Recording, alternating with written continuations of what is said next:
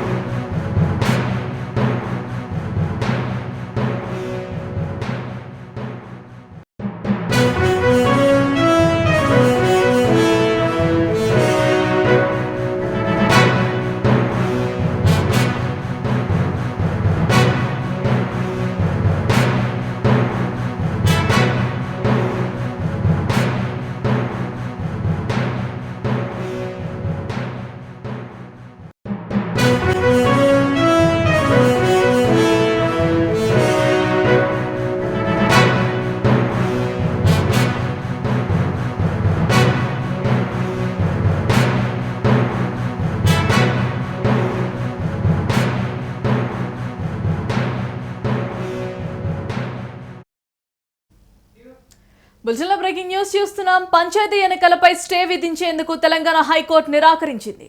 ఎన్నికల ప్రక్రియ ప్రారంభమైనందున ఈ దశలో స్టే విధించలేమని తేల్చి చెప్పింది. జీవో 46 పై అభ్యంతరం వ్యక్తం చేస్తూ వికారాబాద్కి చెందిన ఒక వ్యక్తి పిటిషన్ దాఖలు చేశారు. పిటిషన్పై విచారణ చేపట్టిన న్యాయస్థానం స్టే విధించలేమని స్పష్టం చేసింది.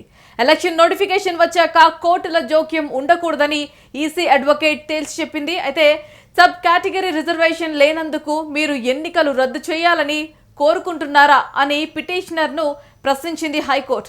42% రిజర్వేషన్ జీవో విచారణ సమయంలో పాత పద్ధతుల్లో ఎన్నికలు నిర్వహించాలని తామే చెప్పాం కదా అని హైకోర్టు అభిప్రాయం వ్యక్తం చేసింది. పంచాయతీ ఎన్నికల రిజర్వేషన్ జీవో 46 పై హైకోర్టు విచారణ జరిగింది.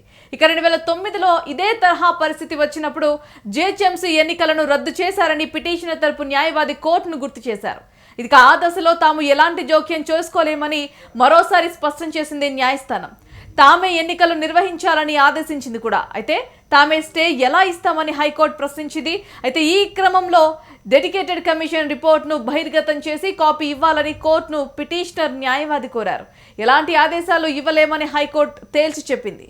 సబ్ కేటగిరీ రిజర్వేషన్లపై కౌంటర్ దాఖలు చేయాలని తెలంగాణ ప్రభుత్వానికి హైకోర్టు ఆదేశాలు జారీ చేసింది. 6 వారాల్లోపు కౌంటర్ దాఖలు చేయాలని న్యాయస్థానం హుకుం జారీ చేసింది. తదుపరి విచారణను 8 వారాలకు వాయిదా వేసింది హైకోర్టు.